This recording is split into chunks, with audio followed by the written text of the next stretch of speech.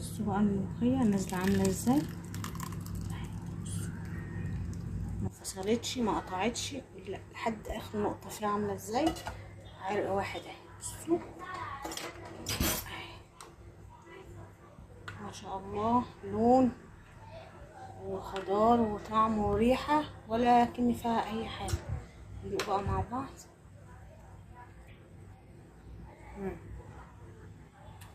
تحفة تحفة تحفة، دي احسن طريقة جربتها لتفريز الملوخية. ده كيس ملوخية اهي خضرا من اللي انا مفرزاها اهي، هعمله ونجربه مع بعض اهو. هنشوفه كده مع بعض خطوة خطوة ونشوف التفريز بتاعها ازاي. بصوا دي الملوخية اللي انا مفرزاها معاكم. بصوا بصوا اهي، هي اصلا بتبقى طالعة مجمدة وانت بتحطي لها الشوربة وبتفكفكيها، يعني بتفكيها كده بالمضرب. بصوا لسه بقيتها اهو بفك فيها اهو، بفكيها كده. بصوا عاملة ازاي اللون بتاعها، وادي القوام بتاعها اهي. هعمل لها بقى الطشه، هتغلي وهعمل لها الطشه بتاعتها واصبها واعرفها واوريها لكم. بصوا كده بقى التقليه اهي. اخر حاجه كده بنزل بالكزبره. بصوا بقى الملوخيه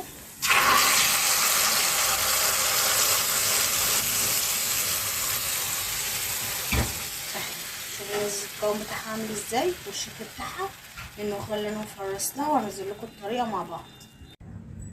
السلام عليكم، ازيكم يا حبايبي؟ اللهم صل على سيدنا محمد عليه السلام. عملنا بقى النهارده الملوخيه دي، فرزناها كده من ضمن الحاجات اللي فرزناها معاكم الطماطم والفلفل، كل حاجه فرزناها دي من ضمنها اهي. انا عملتها السنه اللي فاتت بصراحه ربنا ورق، بس ما عجبتنيش خالص رميتها. ممكن الكهرباء بتفصل الورق بيسود، فيها عطل في الديب ولا اي حاجه، الفريزر عندك بتسود وبتترمي. فعملنا الطريقه دي بقى من غير شوربه ومن غير كربونات ومن غير اي حاجه اهي. بصوا لونها عامل ازاي وشكلها اهي. يلا بينا نشوف مع بعض الطريقه ونشوف الفيديو عملناه ازاي. ويا ريت لو عجبك الفيديو ما تنسيش تشتركي معايا وتعملي لي شير او لايك.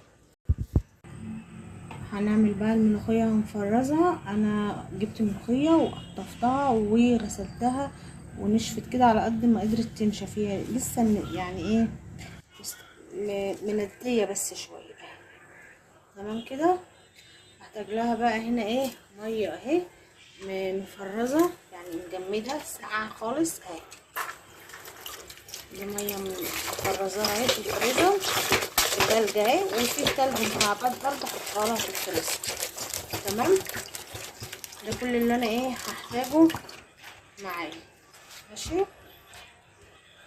هنعمل بقى ايه كده. الميه بدات تغلي معايا، مش هضيف اي حاجه، لا ملح ولا كربوناتو ولا الحاجات دي ولا اي حاجه خالص. كل اللي هضيفه معلقتين بس من السكر. وهنزل بقى بالملوخيه بتاعتي، مش هخلي الميه تغلي، مش هخلي الميه تغلي خالص تمام. مش عايزين الميه تغلي ثانيه كده. انا بقى بعد ما شربتها من الميه السخنه كده بصوا، وحطيتها في الميه لسه فيها مكعبات لسه التلج اهي في ايدي اهي. هصفيها بقى، هحطها كده في الحوض في المصفى اهي هتصفى خالص. وهنضربها بقى ايه كبه بقى عندك في الخلاط، وكده يبقى ايه فرزنا احلى ملوخيه وما سيبناش في نفس الوقت ايه غليت. وبصوا لونها عامل ازاي، مش مستويه خالص معايا اهي، ولا لونها مسود ولا متغيره. انا السنه اللي فاتت فرستها ورق وباظت مني بصراحه.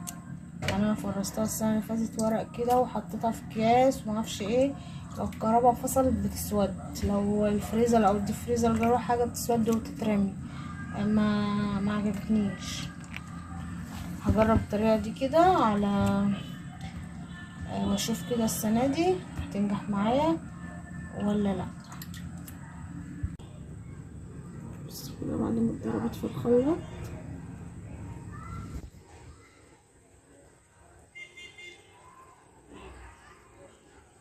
اضربها كمان مره وارجع لكم. كده المره التانية اهي اللي انا ضربتها في الخلاط. اهم حاجه وانت بتضربيها ما تضربهاش مره واحده، يعني ايه نبضات كده من الخلاط، نبضات بسيطه كده اهي. بصوا معايا عامله ازاي. هنا بقى هجيب اي كوبايه عندي، مج، اي حاجه، وهحطها في كيس كده، وهتقوم واخده كده منها كده بسم الله على قد ايه، على قد بقى تستخدميها بقى على كيسين، تستخدميها على 3.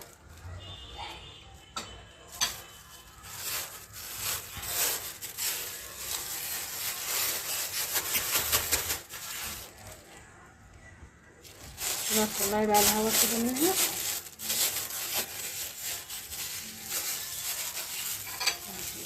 كيس والله العظيم معايا 4 اعمل كمان كيس، وهحاول ان انا ايه اجربها واقول لكم رايي المره دي في الطريقه ديت، ونشوفها كده مع بعض. بسم الله الرحمن الرحيم. عملتها السنه اللي فاتت وكانت ورق وما عجبتنيش خالص، ما عجبتنيش. احنا بنعملها اهو من غير ما هتضيفي عليها لا شوربه ولا ميه